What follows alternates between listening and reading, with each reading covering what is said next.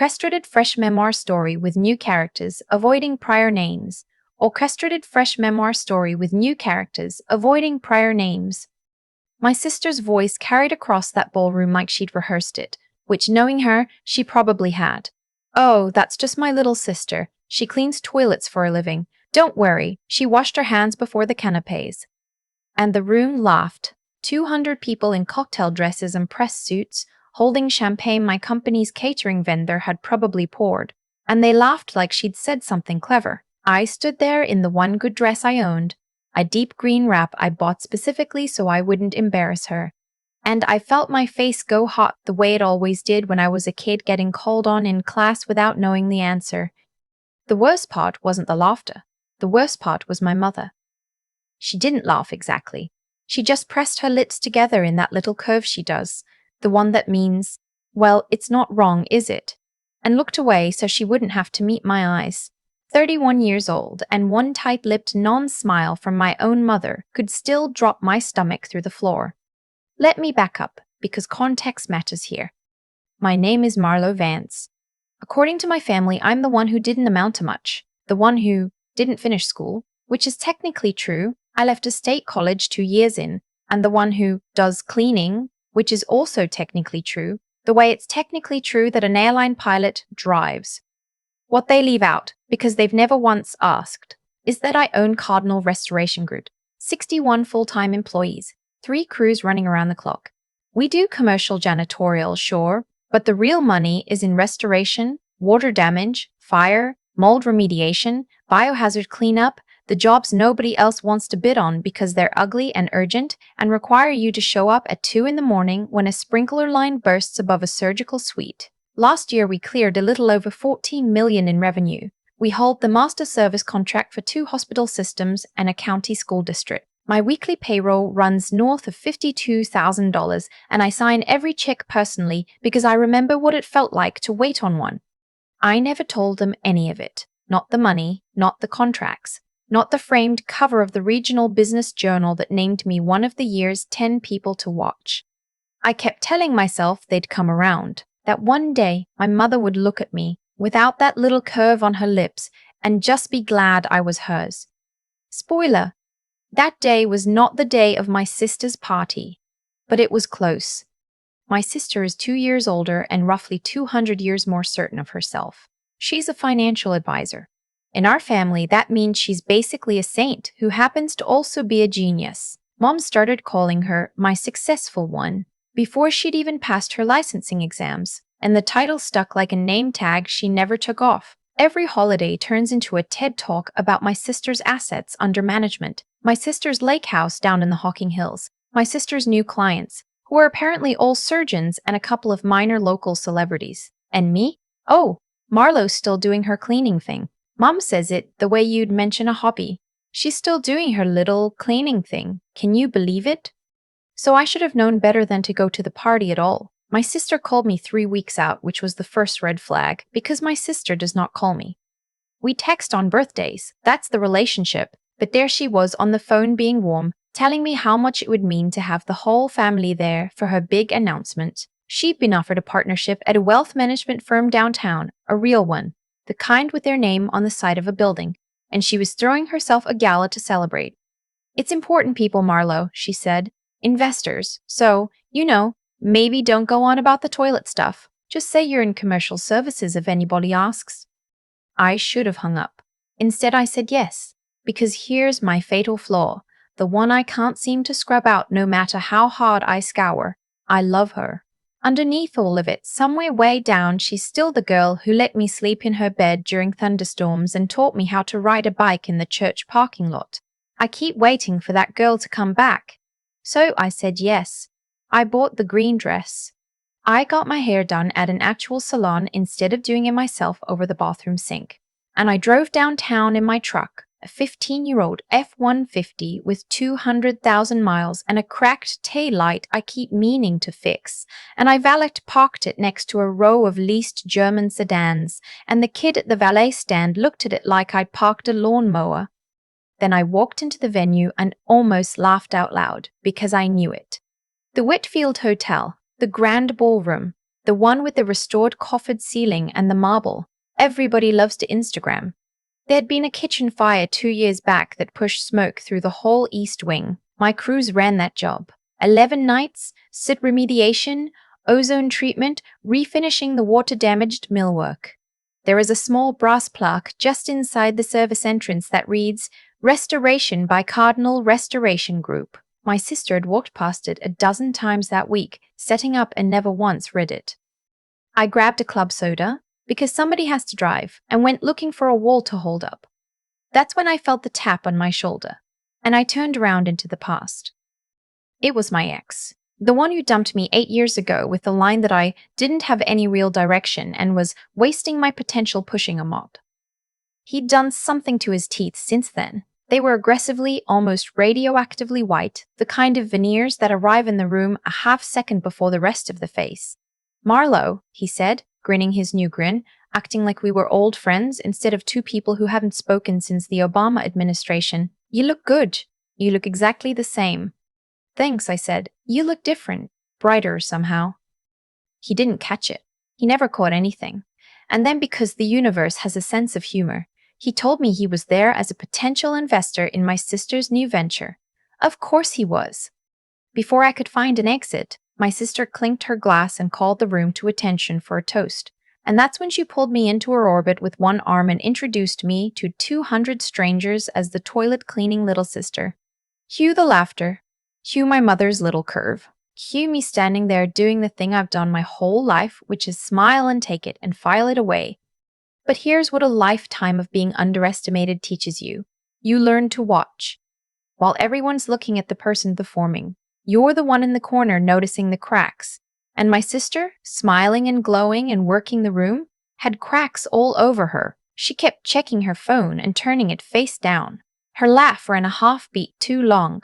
She had 3 glasses of wine in the first 20 minutes, and my sister is a sipper, the kind who nurses one Chardonnay all night so she stays sharp. Something was off. And I wasn't the only one who noticed. There was an older man near the windows, silver-haired, in a navy blazer that didn't try too hard, holding a club soda exactly like mine. He wasn't watching the toast.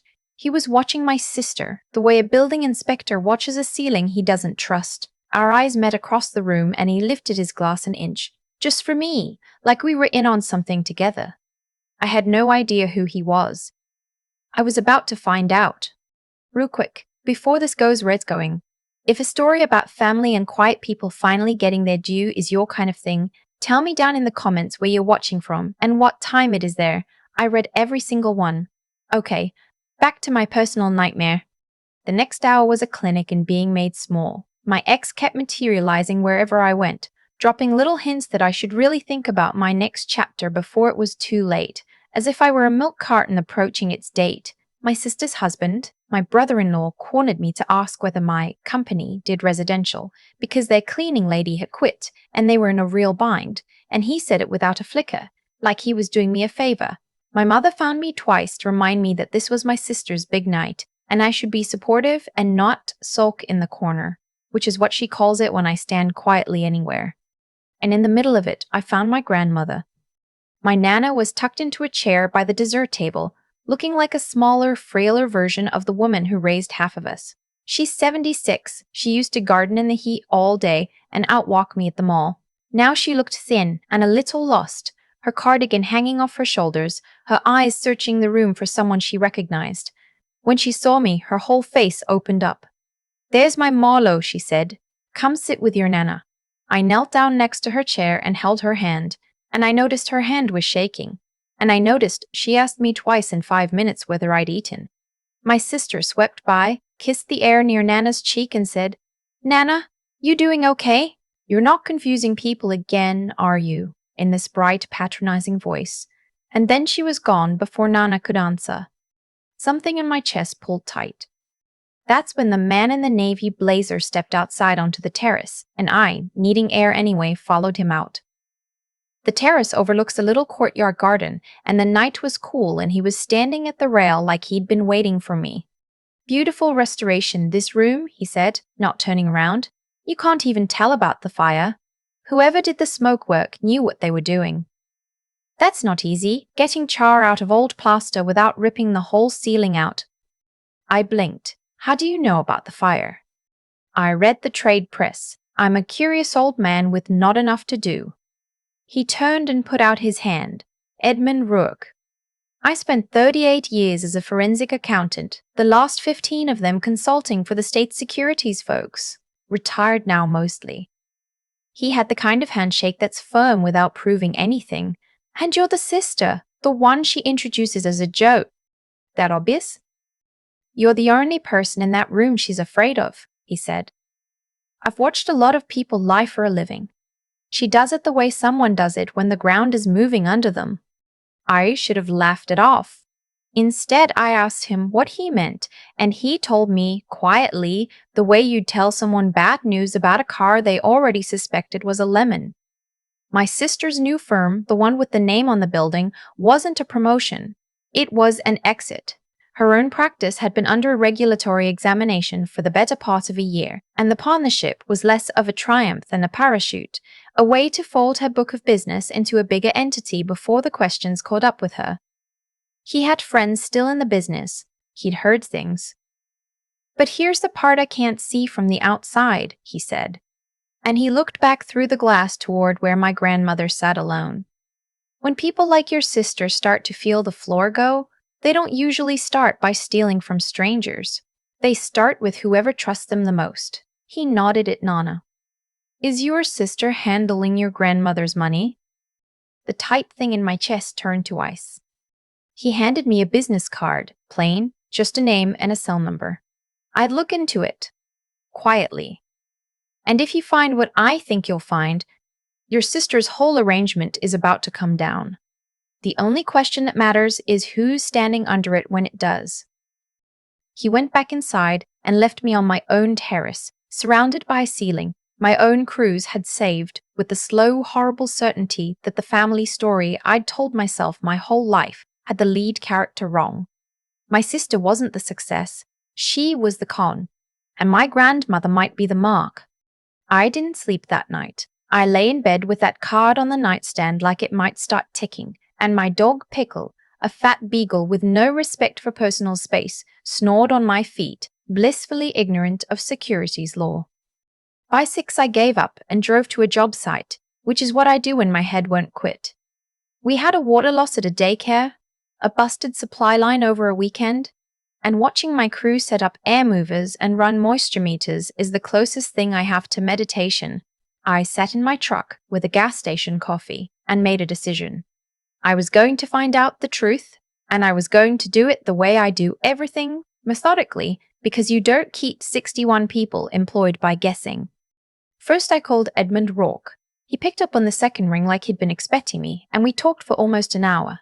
He was careful, only telling me things that were technically public or common industry knowledge, but it was enough to know the shape of it. My sister's practice had a pattern, statements that didn't reconcile, money moving between accounts in ways that smelled like she was robbing one client to cover another. The regulators were close. The personal side, your grandmother, I can't see that part, he said, but I'll tell you, in 38 years, I never once saw the office fraud without finding family money missing too. They practice on family. Family doesn't file complaints. Then I called my grandmother just to chat. I kept it light. I asked her about her garden, about her stories, about whether she'd been to the bank lately, and that's when her voice changed. Oh, your sister does all that for me now, she said. She said it'd be simpler. She has the, the power thing. The papers. Power of attorney. My grandmother, who used to balance her checkbook to the penny in pen, didn't know which bank her accounts were even in anymore. Your sister takes care of it, she kept saying, like a prayer she'd been taught. Your sister's so good with money. I hung up and called my attorney. Naomi Frost has handled my business for 6 years, contracts, an employee dispute, a vendor who tried to stiff us. She went very quiet when I laid it out. Marlo, if this is what it sounds like, that's elder financial exploitation. That's a felony. And I need you to understand, if you're wrong, you could blow up your family forever. And if you're right, your sister could go to prison. I know, I said. Help me find out which it is. Naomi put me onto a private investigator's trusts, a gruff ex-cop named Gus who specialized in financial paper trails and had absolutely no interest in my feelings about any of it. Just tell me the names and the accounts, he said. Keep the family drama stuff for your therapist. I told him I thought my sister was stealing from my grandmother and I needed proof. He said 2 weeks and warned me I might not like what he came back with. I told him I was ready. I wasn't. While Gus worked, I did my own digging. I went down to the county recorder's office, the same place I pull permits for jobs, and I looked up my grandmother's house.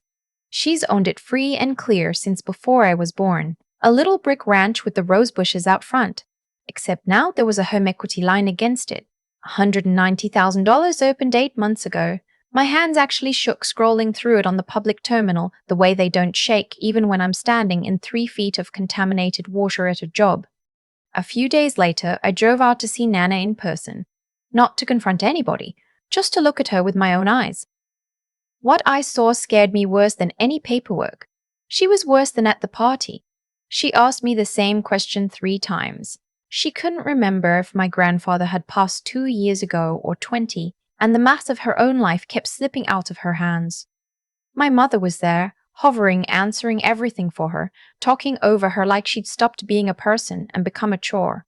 I managed to get a few minutes alone with Nana in the kitchen, and I asked her gently if she knew how much money was in her retirement account. She looked at me with this fog rolling across her eyes and said, "Your sister says it's all fine. Your sister says don't you worry." And I drove home with my jaw clenched so tight my teeth ached. 2 weeks later, Gus called. It was worse than I'd let myself imagine. Over about 2 years, my sister had moved a little over $310,000 out of Nana's IRA and a fixed annuity into accounts she controlled. She'd opened that home equity line and drawn most of it.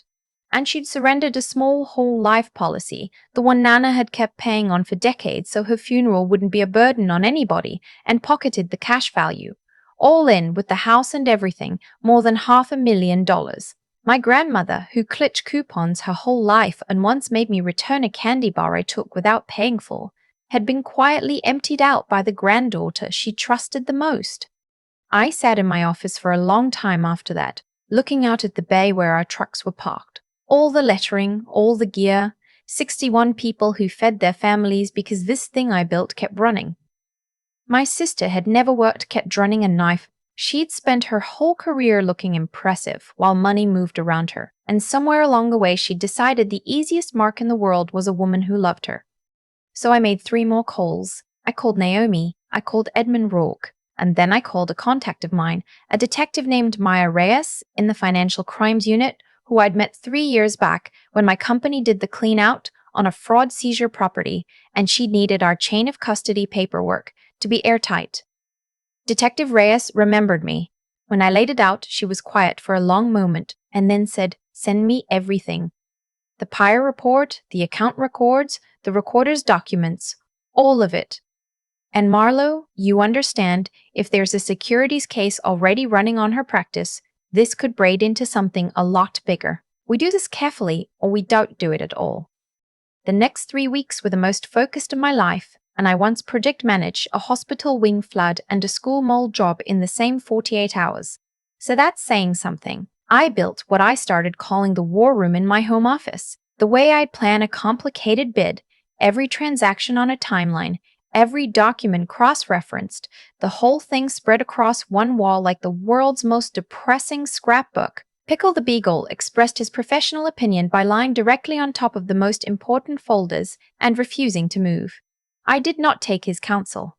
Detective Reyes was more useful than the dog, if slightly less affectionate. She looped in the state securities regulator and an investigator from the county prosecutor's elder abuse unit that already had my sister on their radar for the practice. The regulatory exam Edmund had hinted at was further along than he could say. My grandmother's case added a second, uglier dimension. But they had a problem, which was timing. If my sister got spooked, she'd lawyer up, freeze, and start shredding. They wanted to bring everything down at once, cleanly, in a place where she'd be calm and surrounded by exactly the people she was trying to impress. And I knew exactly where that would be. Because of the party, My sister had announced a private celebration dinner the following month, an intimate one, just family and her new partners, to mark the deal officially closing. What if I told you exactly where she'll be? I said to Detective Reyes. On a specific night, with all the people she's been lying to in the same room. There was a pause on the line, and then she said, "Tell me more." So for the next few weeks, I became the world's most supportive sister. I'm not proud of how good I was at it. I called to congratulate her on the partnership and nearly choked on the words.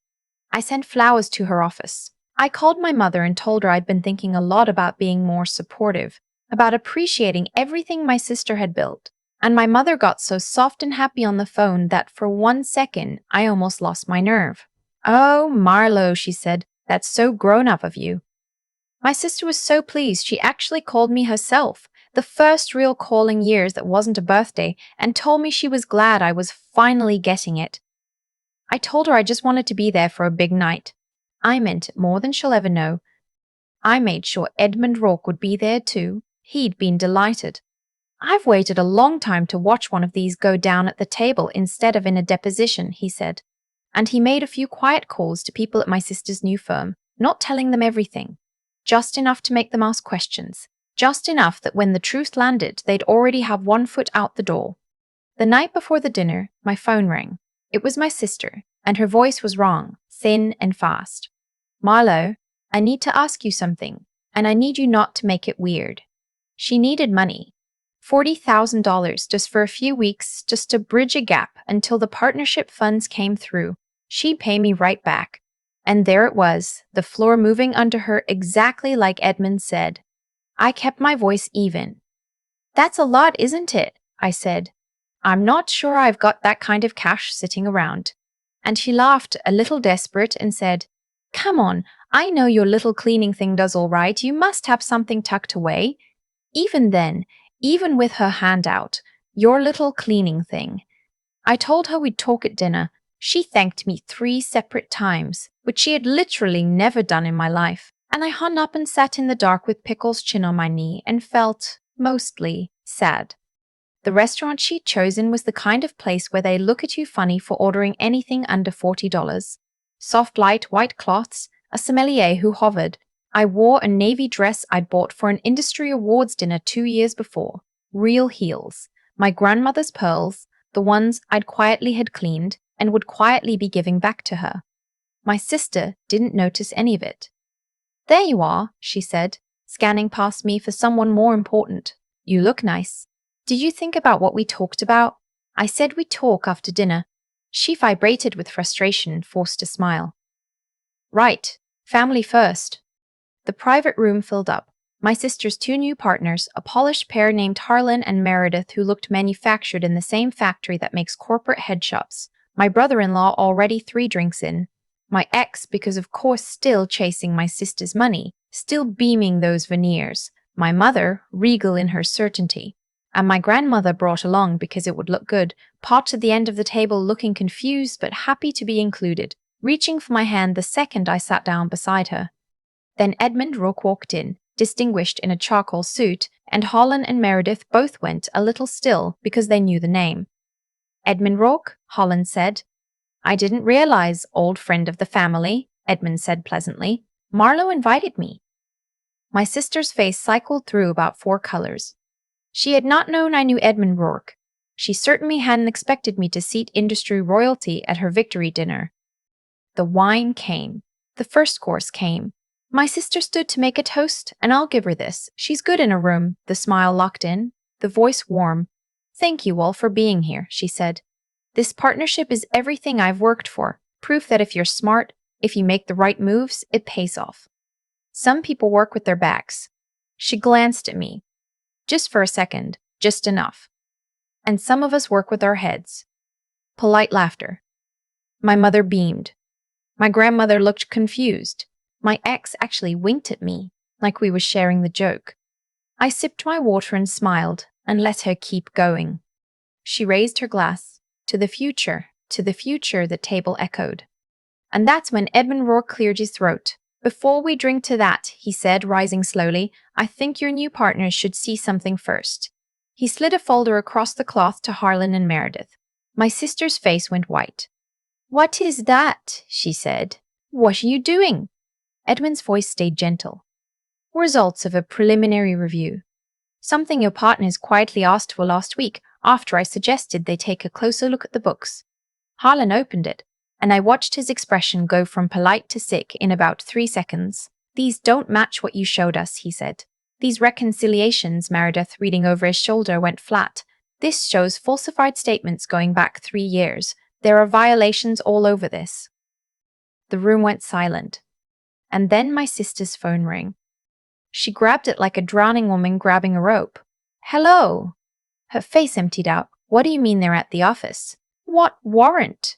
She looked up, wild, and that's when she noticed the 2 people who had quietly come into the private room. A man and a woman in plain dark suits that practically announced themselves. "Are you?" the woman started, and produced a badge. "Financial crimes. We have some questions regarding falsified statements and the misappropriation of client funds. We'd like you to step out with us." My sister's mouth opened and closed. "This is insane. I haven't done anything." The detective held up a second document. "We also have a matter referred from the Elder Abuse Unit regarding the unauthorized transfer of funds from the account of your grandmother." At the sound of grandmother, Nana looked up, blinking.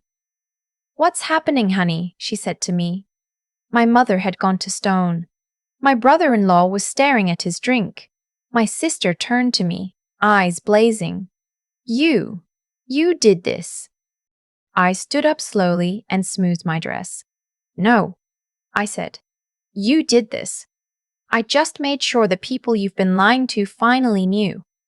I looked around the table, keeping my voice level, because I'd practiced it the way she practiced her toast. My sister moved over $300,000 out of our grandmother's retirement accounts. She put a loan on Nana's house without her understanding what she was signing. She cashed in the burial insurance my grandmother paid on for 40 years.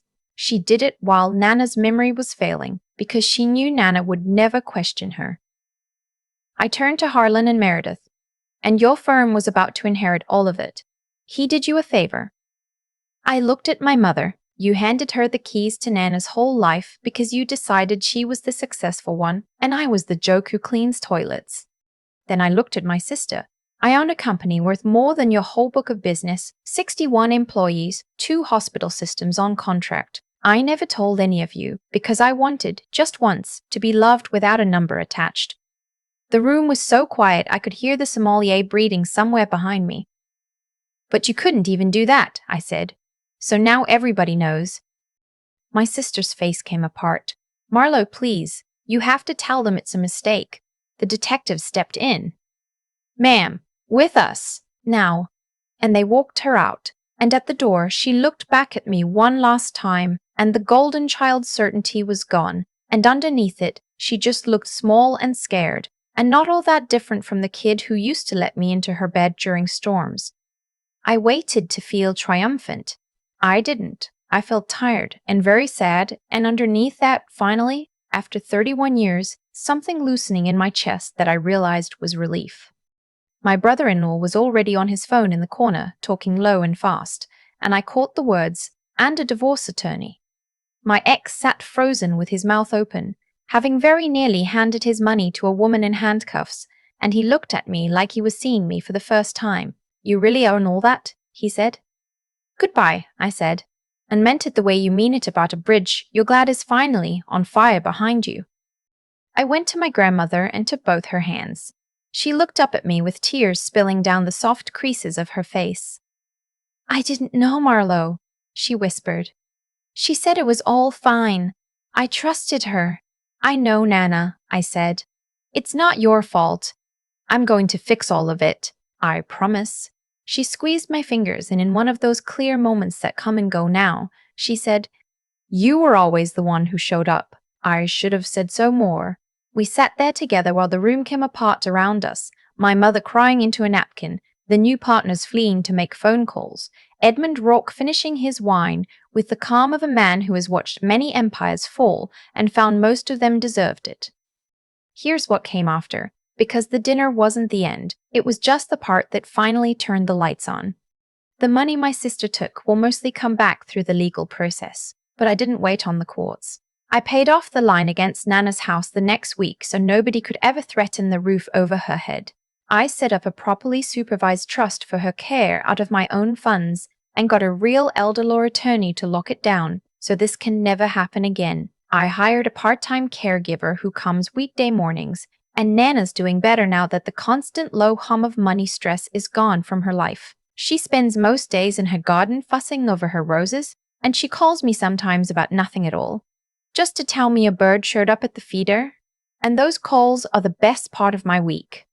My mother and I had a hard, quiet conversation a few days later. She didn't apologize, that's not who she is, but she said something that landed. "I never understood what you did," she admitted. "Your sister explained things in words that sounded important. You just talked about jobs and trucks. I should have asked you more. It wasn't forgiveness exactly, but it was a crack of light." Edmund Rorik and I get lunch once a month now. He's become something like a mentor, the kind of person who makes a call and a door opens. He says watching my sister's whole house collapse at that table was the best entertainment he's had since retirement, and he says it with a dryness that makes me laugh, and I've decided I like that about him. A month after all of it, I stood on a job site in the early morning while my crew finished drying out a flooded library, the dehumidifiers humming, the smell of wet paper finally giving way to clean. My boots were soaked, and my hands were chapped, and I had never felt more like myself.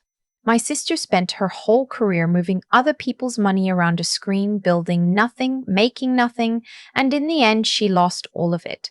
I spent mine getting filthy and tired and building things that will outlast me, a company full of people who trust me, work that holds up. My phone rang, a new client, a hospital across the state line wanting to talk about a master contract. I looked at my muddy boots and my cracked hands and my crew laughing about something by the truck, and I thought about how some people spend so long looking down on everyone else that they never feel the ground giving way under their own feet. I answered with a smile. "This is Marlo Vance. How can I help you?" For years I told myself that keeping my head down was the noble thing to do, that the work would speak for itself if I just stayed honest and never bragged. Watching my sister get walked out of that restaurant taught me something I'd been too proud to admit. The work doesn't speak unless someone's willing to listen, and the people closest to me had decided a long time ago not to. None of this happened by accident. My sister didn't wake up one morning and become a woman who'd drain her own grandmother's accounts. She got there one small justification at a time, every shortcut making the next one easier, until taking from Nana felt like just another line item. That's the part that still scares me, how a person can talk themselves into anything once they stop letting the truth slow them down. It's the reason I kept choosing honesty even when honesty made me the family joke. Being truthful about who you are, quietly, when nobody claps for it, is a muscle. My sister let hers go soft, and by the end she couldn't tell her own lies from the facts anymore. But being honest wasn't enough on its own, and I don't want anyone to think the good person wins just by being good. I won because I was careful. I didn't storm into that gala throwing accusations. I pulled the property records myself. I hired people who knew more than I did, like Gus and Edmund Rourke, and I built the case the same patient way I build a bid on a flooded building. Outrage feels powerful, but it's useless without proof. The reason that folder landed the way it did, the reason Detective Reyes could move, was that I'd done the slow, unglamorous thinking first. Anger got me to the table. Preparation is what cleared it. And underneath all of it was the thing my family mistook for failure, my whole life, which was simply that I don't quit. Every 2 a.m. sprinkler call. Every ugly job nobody else would bid. Every payroll I sweated over, alone built a person who could stay calm while the floor dropped out from under everyone else. You don't get steady like that from being told you're special. You get it from being told you're nothing and showing up anyway. The same stubbornness that built Cardinal Restoration is what let me sit through that toast and smile, knowing exactly what was coming. So if you take anything from sitting through all of this with me, let it be this. Guard your honesty like it's the one thing they can never steal from you. Think before you swing, because being right and being ready are not the same thing. And when people decide you're small, don't argue with them. Just keep building. Because one day the room goes quiet, and the only voice left standing is the one they spent years refusing to hear.